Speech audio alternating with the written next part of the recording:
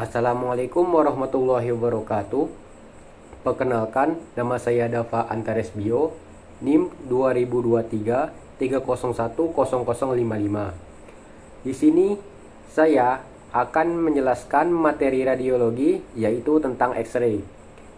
Pada video ini saya akan membahas secara sistematis 4 pilar utama pengetahuan tentang sinar X-ray, yaitu sejarah penemuannya, proses terbentuknya, bahaya paparannya, serta prinsip-prinsip proteksi radiasi. Tujuan dari video ini adalah agar dapat memahami secara komprehensif bagaimana sinar X-ray ditemukan, bagaimana ia bekerja, apa risikonya saja bagi makhluk hidup, dan yang terpenting bagaimana kita sebagai calon teknisi elektromedis dapat menerapkan prinsip protek radiasi dengan benar dan bertanggung jawab. Dan di sini saya akan mulai menjelaskannya materi satu persatu. Kali ini saya akan menjelaskan di video ini yang mempresentasikan tentang radiasi sinar X. Presentasi ini dalam garis besarnya akan membahas tentang penemuan sinar X, proses terjadinya, bahaya paparan, serta proteksi radiasi yang harus kita terapkan.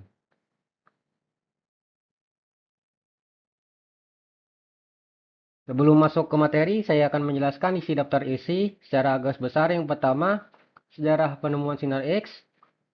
Akan membahas tentang siapa penemu sinar X, bagaimana latar belakang penemuannya, serta bagaimana teknologi ini berkembang hingga saat ini. Yang kedua, proses terjadinya sinar X. Kita akan mempelajari mekanisme pembentukan sinar X di dalam tabung, komponen-komponennya, serta faktor-faktor yang mempengaruhi produksi sinar X. Yang ketiga, pembahasan bahaya paparan sinar X. Membahas efek biologis radiasi terhadap tubuh, efek deterministik dan stokastik, serta risiko paparan bagi pasien, petugas, dan masyarakat. Yang keempat yaitu proteksi radiasi sinar X. Kita akan membahas prinsip proteksi radiasi, alat pelindung diri, 3 faktor dasar proteksi, serta peran dosimeter dalam pemantauan dosis. Kita masuk dalam pembahasan yang pertama, yaitu sejarah penemuan sinar X-ray. Sinar X-ray pertama kali ditemukan secara tidak sengaja pada 8 November 1985 oleh seorang fisikawan Jerman bernama Wilhelm Röntgen. Saat itu Röntgen sedang bereksperimen dengan tabung Prokes, yaitu bisa kita lihat pada gambar di samping kiri ilustrasinya. Saat itu Röntgen sedang bereksperimen dengan tabung Prokes, yaitu tabung gelas vakum yang dialiri listrik dengan tegangan tinggi. Ia melihat layar berpendar di dalam tabung menyala meskipun tabung ditutup dengan kertas hitam. Pada saat percobaan ini, Röntgen menyadari bahwa ada jenis radiasi baru yang tidak terlihat oleh mata manusia, yang memiliki kemampuan untuk menembus benda padat dan menyebabkan fluoresensi pada layar. Karena sifatnya misterius, karena itu dia dinamai dengan sinar X. Di mana huruf X yang berarti suatu yang tidak diketahui atau misterius. Atas temuannya ini, Röntgen dianugerahi hadiah Nobel Fisika pertama pada tahun 1901. Sejak penemuannya, pada tahun 1895, teknologi sinar X telah mengalami evolusi yang signifikan. Dari yang awalnya hanya membuat tulang, yang seperti kita lihat di gambar sebelah kanan, adalah gambar radiograf pertama dari Röntgen itu sendiri, yang mengambil dari citra tangan istrinya dengan sebuah cincin, sampai kini telah menjelma menjadi berbagai modalitas pencitraan canggih seperti CT scan, MRI, SPECT, dan mamograf. CT scan yang seperti kita tahu untuk melihat organ secara 3D, MRI untuk pencitraan jaringan lunak dengan detail yang tinggi, selanjutnya SPECT pencitraan untuk fungsi organ dalam, yang terakhir kita lihat di sini adalah PET yang berfungsi untuk scan atau mendeteksi aktivitas metabolis sel sekaligus memetakan lokasi anatomi tubuh secara presisi. Selanjutnya, perkembangan sinar X-ray sebagai contoh mesin X-ray yang masih sering dipakai sampai sekarang, salah satunya yaitu CT scan untuk melihat organ secara 3D. Yang kedua, fluoroskopi untuk penciptaan bergerak secara real time, serta mamografi untuk mendeteksi kanker payudara secara dini. Perkembangan ini menjadikan sinar X sebagai salah satu diagnostik paling vital dalam dunia kedokteran. Selanjutnya kita masuk pada bagian kedua, yaitu proses terjadinya sinar X-ray. Bremsstrahlung atau sinar X kontinu, elektron diperlambat oleh pedal listrik inti atom. Kemudian target melepaskan energi kinetik dalam bentuk fotoan sinar X-ray. Yang kedua, sinar X karakteristik. Elektron mengionisasi elektron kulit dalam atom target, lalu elektron dari kulit luar berpindah mengisi kekosongan tersebut sambil memancarkan foton memperpanjang gelombang spesifiknya. Dan di sebelah kanan ilustrasi sederhana dalam proses mekanisme pembentukan X-ray. Selanjutnya yaitu komponen-komponen utama dari tabung sinar X. Yang pertama katoda atau sering disebut juga kutub negatif berupa filamen tungsten yang dipanaskan oleh arus listrik. Filamen ini menjadi sangat panas dan melepaskan elektron melalui proses yang disebut emisi termionik. Jumlah elektron yang dihasilkan diatur oleh parameter miliampere. Yang selanjutnya, anoda atau target logam. Biasanya tungsten atau panduan tungsten, tempat elektron ditembakkan. Ketika elektron berkecepatan tinggi menembus target anoda, energi kinetiknya diubah menjadi panas. Dan hal inilah yang menyebabkan mengapa tabung sinar X memerlukan sistem pendinginan yang baik. Yang ketiga, ruang hampa atau vakum. Tabung kaca yang dikosongkan udaranya untuk mencegah elektron bertemukan dengan molekul udara. Jika ada udara di dalam tabung, elektron akan kehilangan energi sebelum mencapai targetnya.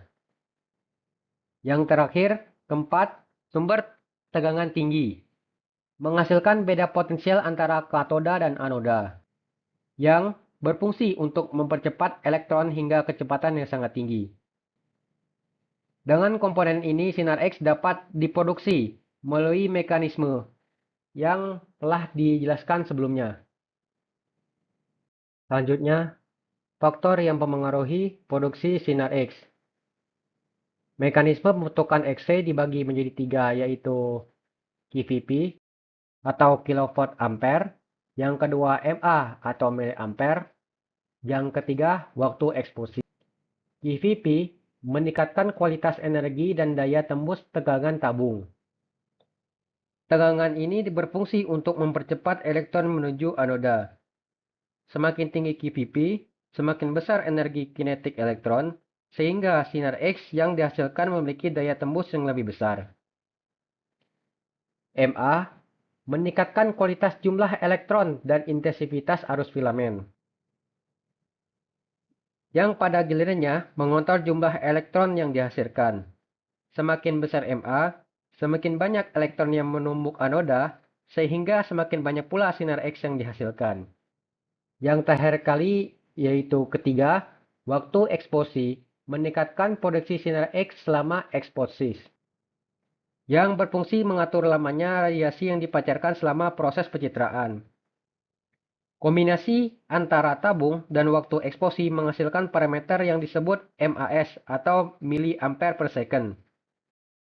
Seperti yang bisa dilihat pada ilustrasi yang pertama di bawah sebelah kiri, yaitu beam quality yang memperlihatkan pengaruh terhadap kualitas jumlah foton dan pengaruh terhadap kualitas energi maksimum dari 80 kVp dan 140 kVp. Dan di sebelah kanannya yaitu X-ray spektrum yang merupakan radiasi pengiriman yang terjadi akibat interaksi elektron dengan inti atom target, atau disebut juga radiasi Bremsstrahlung. Dan terdapat karakteristik radiasi tercipta ketika elektron proyektil memiliki energi yang cukup untuk menumbuk dan menggosongkan elektron. Yang satunya lagi efek filtrasi atau garis putus-putus yang menunjukkan spektrum awal tanpa filter. Pada tabung berfungsi untuk menyerap foton yang berkadar energi yang sangat rendah yang tidak berguna bagi pencitraan medis, yang berguna untuk melindungi pasien dari radiasi yang berlebihan.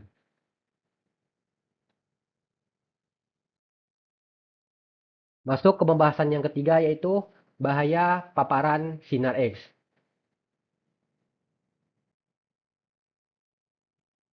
Sinar X adalah radiasi pengion yang berarti memiliki energi yang cukup untuk melepaskan elektron dari atom atau molekul yang dilaluinya.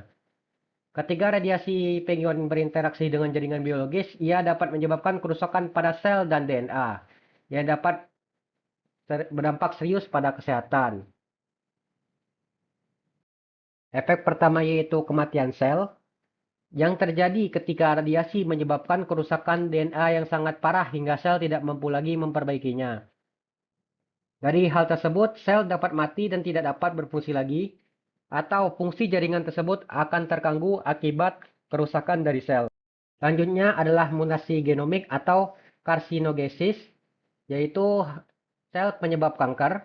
Mutasi genomik terjadi ketika sel berhasil bertahan hidup serta terpapar radiasi, namun proses perbaikan DNA-nya tidak sempurna atau misrepair, sehingga meninggalkan perubahan permanen pada urutan kode genetik.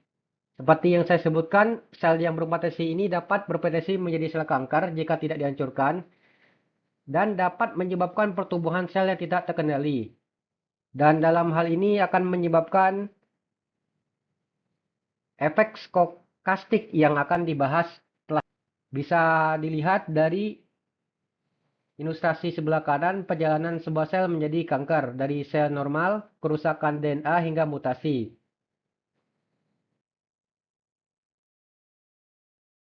Selanjutnya adalah penjelasan efek deterministik dan stokastik. Yang pertama, efek deterministik atau yang pasti terjadi. Terjadi akibat kematian sel secara massal saat tubuh menerima dosis sinar X yang sangat tinggi melebihi ambang batas atau threshold. Salah satu yaitu terjadi pada paparan tinggi, keparahan peningkatan seiring dosis, memiliki ambang dosis, contoh rambut rontok dan iritasi kulit. Efek dari deterministik ini dapat terlihat dalam waktu yang relatif singkat setelah paparan. Selanjutnya, event stokastik atau risiko atau peluang terjadi akibat mutasi genetik pada sel yang bertahan hidup setelah terkena sinar X, yaitu risiko meningkat dengan dosis, yaitu secara bertahap, tidak ada ambang batas dari radiasi yang diterima, dapat timbul dari mutasi sebuah sel, contohnya induksi kanker, yang seperti kita bahas sebelumnya. Efek stokastik dapat bersifat acak atau probabilitas tergantung dari paparan sinar X-ray yang diterima oleh pasien atau yang berhubungan dengan X-ray itu sendiri. Contoh efek dari deterministik dan stokastik. Yang pertama, efek deterministik yang pasti terjadi jika melewati dosis batas atau dosis maksimal, kulit memerah, melepuh, atau rusak akibat paparan sinar X dosis tinggi, secara luka bakar kulit atau eritema. Langsung, misalnya pada prosedur interval fluoroskopi yang berfungsi atau berlangsung sangat lama. Selanjutnya, katarak atau lensa mata. Kerusakan pada sel-sel lensa mata yang menyebabkan keruhan mata akibat paparan radiasi berulang tanpa perlindungan mata. Selanjutnya, depresi sumsum tulang. Penurunan jumlah sel darah secara drastis secara menerima radiasi sinar X, dosis sangat tinggi hingga ke area pada tulang. Yang keempat, kerontokan rambut atau alopecia. Kerusakan folikel rambut di area yang terpapar sinar X dosis tinggi secara langsung. Selanjutnya, efek stokastik atau peluang acak. Tidak ada dosis safe atau limit, tergantung dari lamanya atau banyaknya paparan sinar X. Yang pertama, karisinogenesis atau risiko kanker. Meningkatkan peluang munculnya kanker seperti leukemia, kanker tiroid, atau kanker payudara bertahun-tahun setelah menjalani pemeriksaan radiologi seperti CT scan atau Röntgen yang berulang. Selanjutnya, mutasi genetik yang terwariskan. Kerusakan materi genetik pada sel sperma atau sel telur yang tidak membunuh sel tersebut, tetapi berisiko memicu kelainan bawaan pada keturunan di masa depan. Berikut ini adalah ilustrasi dari efek deterministik. Yang pertama, gambaran dari katarak lensa mata dan luka bakar kulit atau eritmia. Kedua hal ini terjadi akibat terpapar radiasi tinggi. Dan di sebelah kiri adalah efek deterministik dan stokastik, yaitu diagramnya. Yang di deterministik hanya akan muncul ketika paparasi radiasi melebihi batas dosis tersebut. Dan yang stokastik yang diasumsikan efek dari radiasi tidak akan ada tergantung dari dosis level radiasi yang diterima. Selanjutnya ini adalah gambar stokastik. Yang pertama, karsinogenik, yaitu menjelaskan sebelum radioterapi dan setelah radioterapi, yang mengilustrasikan efek dari paparan zat radiasi terhadap pemicu zat kanker. Selanjutnya adalah mutasi genetik, adalah penjelasan bagaimana efek radiasi memicu mutasi pada DNA melalui analisis sekuensi tingkat ke sel tunggal yang dilihat dari dampak kualitatif dan juga dampak kuantitatifnya.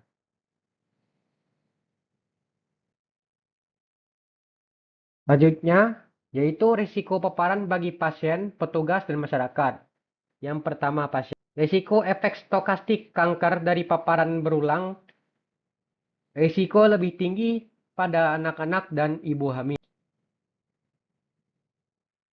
Meskipun manfaat dari diagnosis lebih besar daripada risiko paparan, yang tidak perlu atau berulang harus dihindari atau dikurangi. Terutama anak-anak memiliki sel yang membelah lebih cepat sehingga lebih sensitif terhadap radiasi. Dan ibu hamil, janin dalam kandungan sangat sensitif terhadap efek dari radiasi yang dapat mengakibatkan cacat lahir dan gangguan perkembangan. Pada petugas medis, paparan kronis selama bertahun-tahun berpengaruh pada organ sensitif seperti lensa mata, tiroid, gonad, dan sumsum tulang.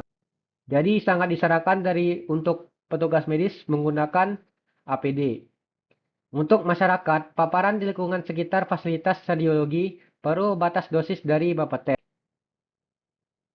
Walaupun fasilitas radiologi berpotensi terpapar, hal ini tidak menutup kemungkinan untuk terjadinya kebocoran radiasi dari pesawat X-ray yang dapat membahayakan orang di lingkungan sekitar. Dosis efektif pada pekerja yaitu 20 milisievert per tahun, rata-rata 5 tahun, dan maksimal 50 milisievert dalam 1 tahun. Ke bagian keempat yaitu proteksi radiasi X-ray. Prinsip proteksi radiasi yang pertama, justifikasi. Menjelaskan setiap paparan radiasi harus memberikan manfaat medis yang lebih besar daripada risiko kerugian yang ditimbulkan. Dalam prinsip ini, pemeriksaan radiologi hanya boleh dilakukan jika benar-benar diperlukan untuk diagnosis atau terapi pasien. Dan dokter harus memiliki indikasi medis yang jelas sebelum untuk merujuk pasien melakukan penyindaran sinar X. Selanjutnya, optimisasi ALARA. Ini adalah prinsip yang sangat penting. ALARA adalah singkatan dari as low as reasonably achievable, yang berarti dosis radiasi harus dijaga serendah mungkin tanpa mengorbankan kualitas gambar yang dibutuhkan untuk diagnostik. Dalam prinsip ini, kita harus selalu memikirkan cara terbaik untuk mengurangi dosis tanpa mengorbankan informasi diagnostik. Yang ketiga, limitasi dosis. Dosis radiasi yang diterima oleh pekerja radiasi dan anggota masyarakat tidak boleh melebihi batas dosis yang telah ditetapkan oleh Badan Regulasi di Indonesia, yaitu Bapeten. Pelindung diri atau APD. Yang pertama itu apron timbal menyerap lebih dari 90% radiasi hambur. Yang disarankan terbuat dari karet yang dicampur dengan timbal atau bahan setara timbal. Selanjutnya, pelindung tiroid. Tiroid adalah organ yang sangat sensitif terhadap radiasi, terutama pada anak-anak. Selanjutnya, pelindung gonad. atau pelindung organ reproduksi sangat sensitif terhadap efek stokastik yang dapat diturunkan.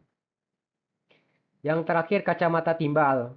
Mata adalah satu organ yang paling penting terhadap efek radiasi, dan oleh karena itu terhadap efek deterministik seperti katarak dapat dicegah melalui kacamata timbal. Barang-barang ini wajib digunakan oleh petugas maupun pasien. Berikut adalah ilustrasi proteksi radiasi pada fluoroskopi. Bisa kita lihat penggunaan alat pelindung. Memanfaatkan prinsip waktu jarak perisai atau WJP sebaik-baiknya. Yang ketiga, gunakan layar gadung berperisai tebal. Yang keempat, jaga tangan di luar berkas primer kecuali jika tidak dihindari. Yang kelima, hanya 1-5% radiasi yang masuk ke dalam tubuh pasien keluar diisi yang lain. Yang keenam, jaga tabung sinar X di bawah meja pasien dan bukan di atasnya. Yang ketujuh, gunakan dosimetri, yaitu gunakan paling tidak 2 dosimeter, yaitu satu di dalam apron dalam dada dan satu lagi di luar apron pada leher atau mata. Yang keenam, mutakhirkan pengetahuan Anda tentang proteksi radiasi. Kesembilan, sampaikan kepada Anda tentang proteksi radiasi ke petugas produksi radiasi atau fisikawan medis. Yang terakhir kali, pengujian kendali mutu perhatian fotoskopi bisa meningkatkan keselamatan dan kinerja yang stabil. Serta, kenali peralatan Anda menggunakan fitur peralatan secara tepat akan membantu dalam mengurangi dosis pasien dan staf. Dan gunakan juga perhati injektor. 3 dasar proteksi. Yang pertama adalah jarak.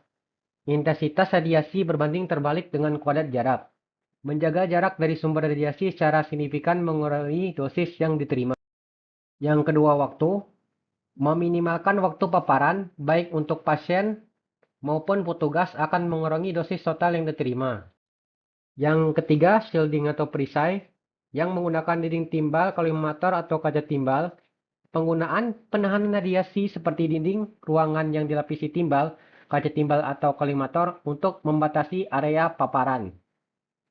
Dosimeter dalam catatan ini adalah memantau dosis yang diterima petugas dan digunakan di dalam dan di luar apron. Berikut adalah simulasi paparan sinar dari X-ray sebelah kiri. Dan di tengah adalah dosimeter. Dan di sebelah kanannya adalah shield atau perisai untuk melindungi dari paparan sinar X-ray atau untuk mengurangi paparan dari sinar X-ray. Kesimpulan dari video pembahasan tentang X-ray ini dapat disimpulkan. Yang pertama, sinar X ditemukan oleh Röntgen. Yang kedua, dihasilkan dari tumbukan elektron di tabung sinar X. Ketiga, memiliki efek deterministik dan stokastik. Yang keempat, proteksi dapat diidentifikasi menjadi dosifikasi, ALARA, limitasi dosis, plus APBD, plus 3 faktor, yaitu jarak, waktu, dan shielding atau pelindungan. Daftar pustakanya saya mengambil dari Bapeten, IEA, dan bisa dilihat dari tampilan di sini yang saya ambil dari beberapa jurnal dan web.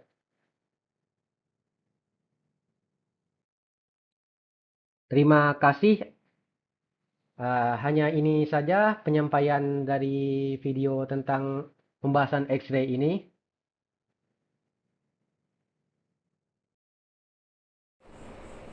Sebagai kesimpulan, sinar X adalah anugerah sekaligus tanggung jawab besar. Sejarahnya yang dimulai dari penemuan Röntgen telah membawa kita pada kemajuan pesat dalam diagnostik medis. Namun, di balik manfaatnya terdapat resiko biologis nyata, baik efek deterministik maupun stokastik, yang mengharuskan kita untuk menerapkan proteksi radiasi secara disiplin. Prinsip justifikasi ALARA dan limitasi dosis yang diaplikasikan melalui pengaturan jarak, waktu, penggunaan APD, dan dosimetri adalah kunci untuk memastikan sinar X tetap menjadi alat yang menyelamatkan jiwa, bukan membahayakannya. Mungkin hanya ini yang bisa saya sampaikan dalam video ini. Bila ada kata salah kata, Mohon maaf bila ada kekurangan itu murni dari saya, karena sesungguhnya kesempurnaan itu hanya dari Allah Subhanahu wa taala. Mungkin akhiri kata dari saya, Assalamualaikum warahmatullahi wabarakatuh.